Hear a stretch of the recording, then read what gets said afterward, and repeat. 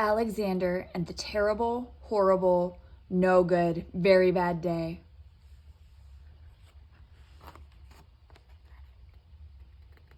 Alexander and the terrible, horrible, no good, very bad day by Judith Viorst, illustrated by Ray Cruz.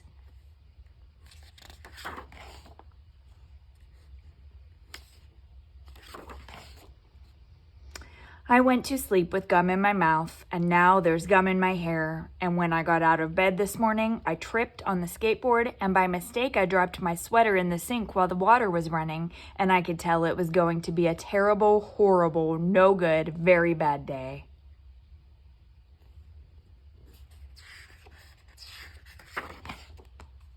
At breakfast, Anthony found a Corvette Stingray car kit in his breakfast cereal box, and Nick found a junior undercover agent code ring in his breakfast cereal box. But in my breakfast cereal box, all I found was breakfast cereal. I think I'll move to Australia.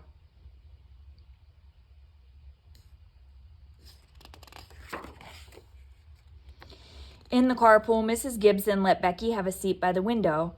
Audrey and Elliot got seats by the window too. I said I was being scrunched. I said I was being smushed. I said if I don't get a seat by the window, I am going to be carsick. No one even answered.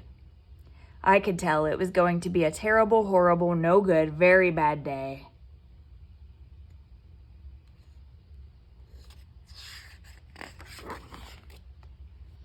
At school, Mrs. Dickens liked Paul's picture of the sailboat better than my picture of the invisible castle. At singing time, she said I sang too loud. At counting time, she said I left out 16. Who needs 16? I could tell it was going to be a terrible, horrible, no good, very bad day.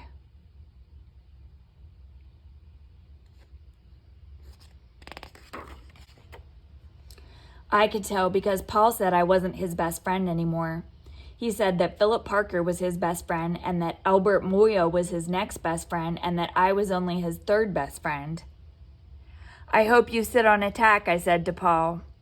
I hope the next time you get a double-decker strawberry ice cream cone, the ice cream part falls off the cone part and lands in Australia.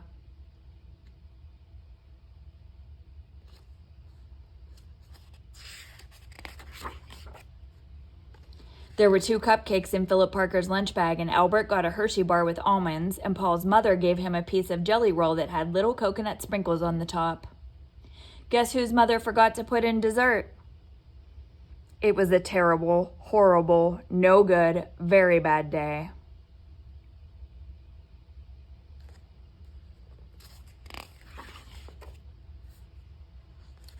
That's what it was, because after school, my mom took us all to the dentist, and Dr. Fields found a cavity just in me.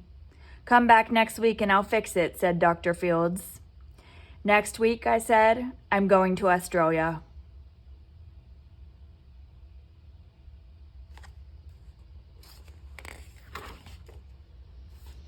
On the way downstairs, the elevator door closed on my foot, and while we were waiting for my mom to go get the car, Anthony made me fall where it was muddy, and then when I started crying because of the mud, Nick said I was a crybaby, and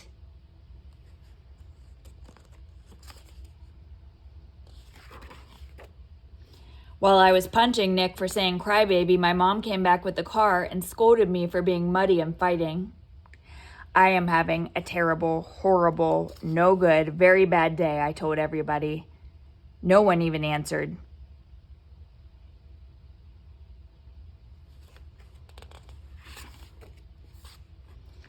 So then we went to the shoe store to buy some sneakers.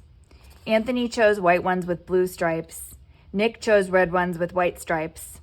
I chose blue ones with red stripes, but then the shoe man said, "We're all sold out." They made me buy plain old white ones, but they can't make me wear them.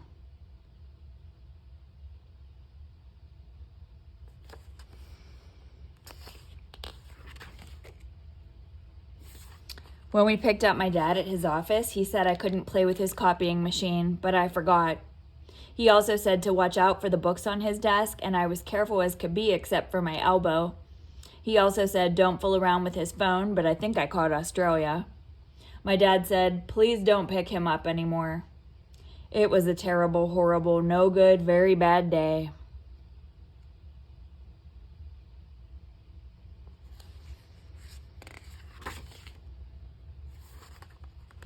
There were lima beans for dinner, and I hate limas. There was kissing on TV, and I hate kissing.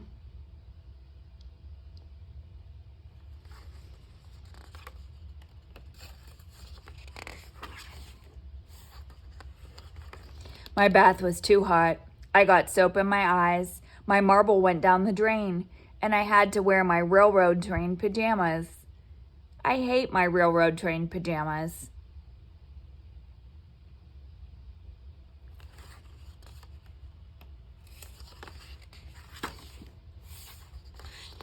When I went to bed, Nick took back the pillow he said I could keep, and the Mickey Mouse nightlight burned out, and I bit my tongue. The cat wants to sleep with Anthony, not with me. It has been a terrible, horrible, no good, very bad day. My mom says some days are like that.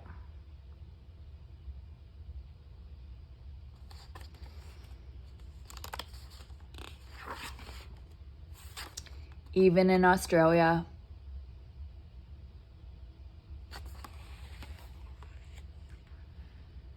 The end.